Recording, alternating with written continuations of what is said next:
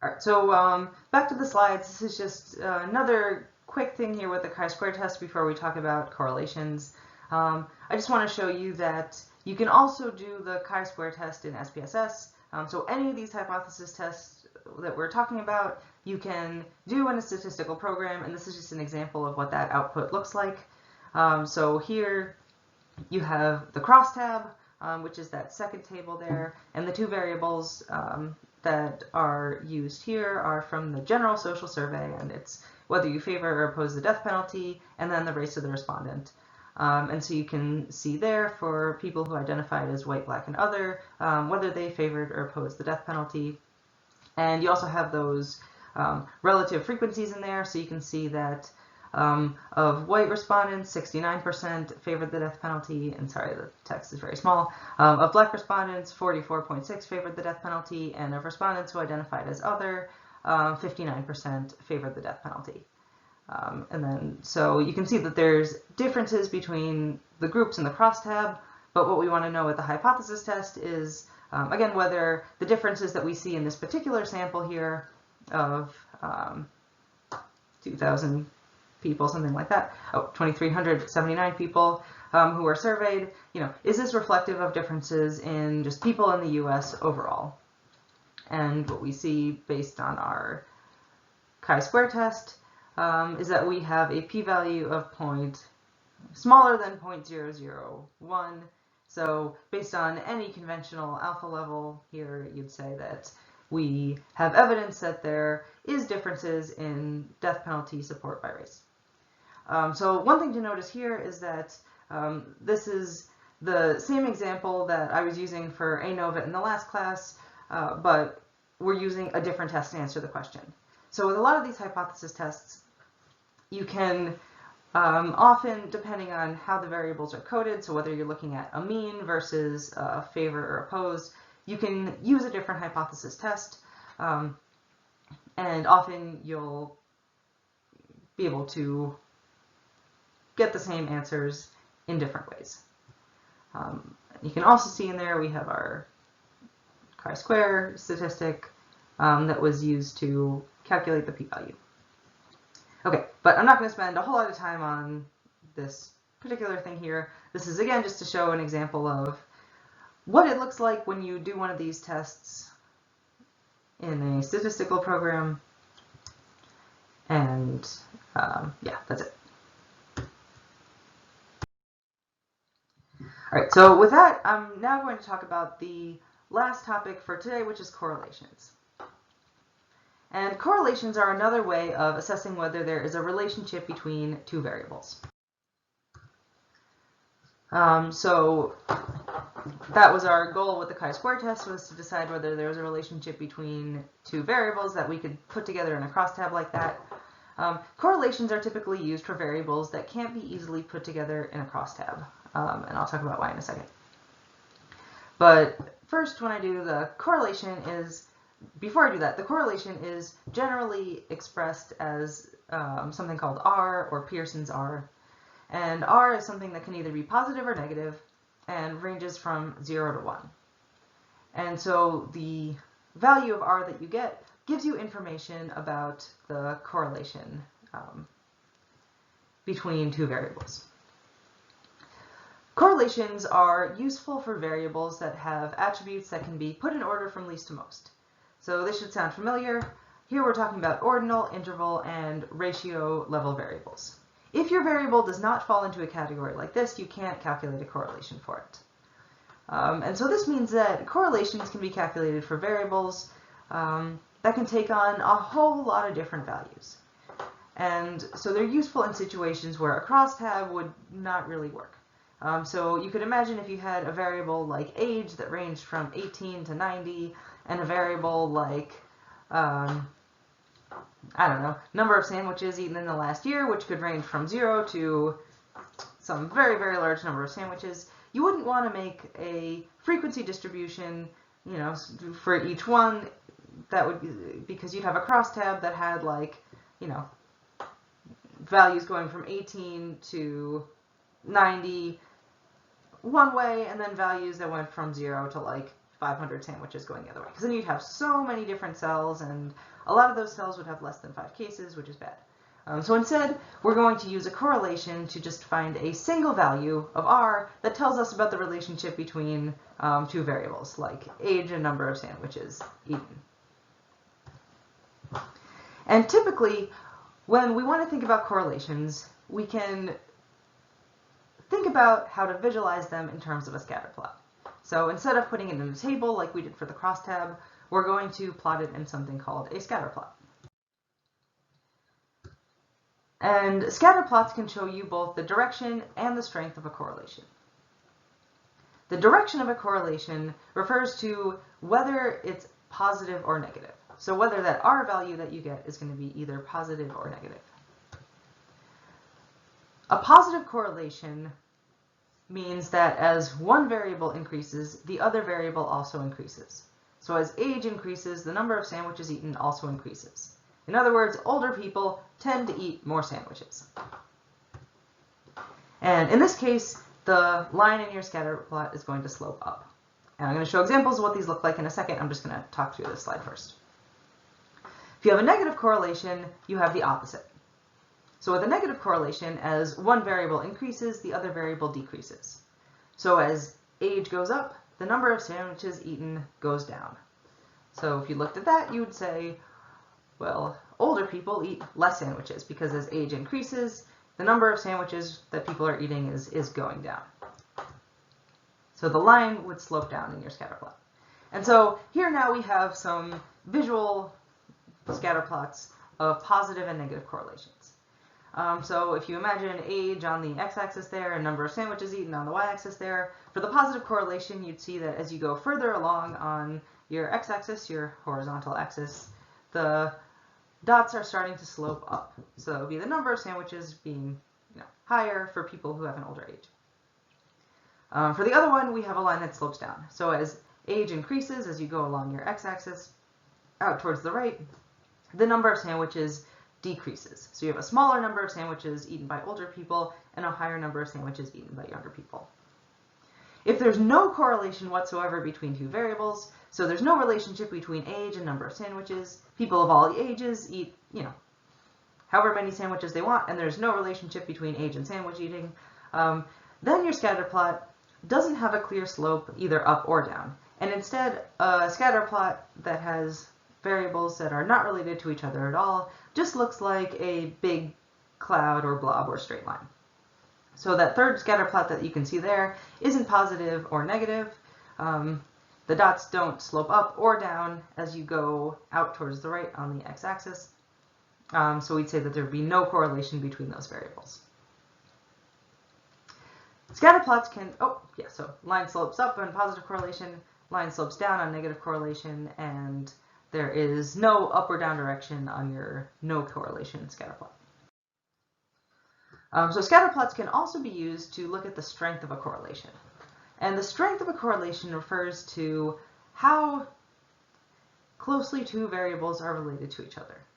In other words, how much is it that as one variable changes, the other variable also changes?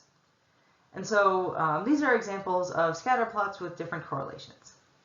And the bigger your number is, whether you're going in a positive or negative direction, the more closely related those things are. So the more of a one-to-one relationship there is as you get to a correlation that's closer to 1. So if you look at that upper left one there, we have a correlation of R is equal to 0. And it's just a blob. Going out towards the right, we have a correlation of negative 0.3. And what you can see there is that there's sort of a slight downward slope to that, but it still pretty much looks like a blob. And the next one there, we have a correlation of 0.5, and there it becomes a bit more clear that there is a upward slope to the dots, but there's still a lot of variation there, and it's still sort of blobby. And as you can see the same pattern as we go through all these correlations. Correlation of negative 0.7. We have a clear downward slope, but still some amount of scatter around that line. Correlation of 0.9 looks much more like a line, but still a lot of scatter. And then a correlation of negative 0.99 looks much more like a straight line. And so what the amount of scatter means is that as one variable increases or decreases, the other one will tend to change in the way that the correlation specifies. So looking at that top middle one there, we have a correlation of -0.3. If we assume this is age in sandwiches, which is an example I'm beginning to regret, you would see that as people get older, there's a general tendency to eat fewer sandwiches. But on the left side there, which would be very low age, there's some people who eat a lot of sandwiches, some people who don't eat a lot of sandwiches. On the very right side of that collection of dots, those would be the oldest people. We're the farthest out in age on the x-axis.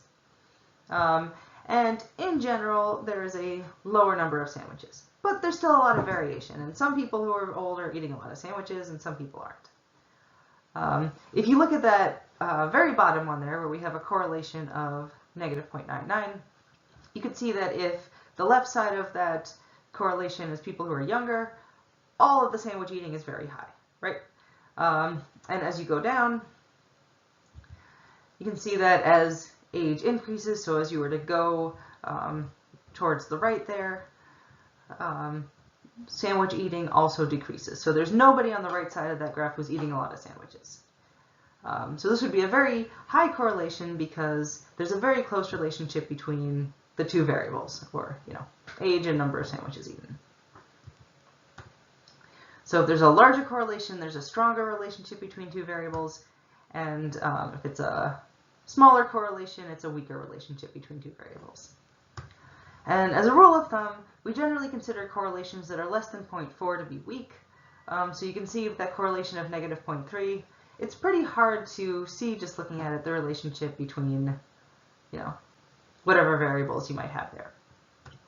Moderate's usually 4 to 7, where you can tell that there is a clear, positive or negative trend, but there's still a good amount of variation around that line that you could draw through the middle. And then correlations more than 0.7 are generally considered strong. I will note that in the social sciences, typically we're working with weak to moderate at most correlations all the time. That's because human behavior is messy, and you can almost never explain one variable with one single other variable. So the number of sandwiches somebody eats, even if there was a relationship between age and number of sandwiches, is also going to depend on a whole lot of other things, such as, how much they like sandwiches. And so you're almost never going to get that perfect sort of one-to-one relationship between two variables in any kind of social science, including criminal justice. So you can put this all together then and see both the direction and strength of correlations. So these are scatter plots like on the last slide, but now we have some actual axes drawn in there. And here we have a set of positive correlations, no correlation, and negative correlations. And you can see that for the first three graphs, the scatter plot, tends to have an upward trend. For the last three graphs, the scatter plots tend to have downward trends, and for the middle graph there, it's just a blob and there's no clear up or down direction. So this would tell you again that as one variable increases, the other variable either increases or decreases, or there's no relationship. You can also see the strength here. So as you move in towards the center here, we have increasingly weak correlations, starting with that very, very strong positive correlation where it's an exact straight line, it's totally one-to-one. You could completely predict the values of one variable from the values of another variable. And as you move in, the line starts to scatter a bit more and more. And so you'd have a moderate correlation where it's a line, but there's a bit of scatter, a weak correlation where you can see the upward trend, but it is a, bit more amorphous there. And then the same thing going from no correlation to a strong negative correlation.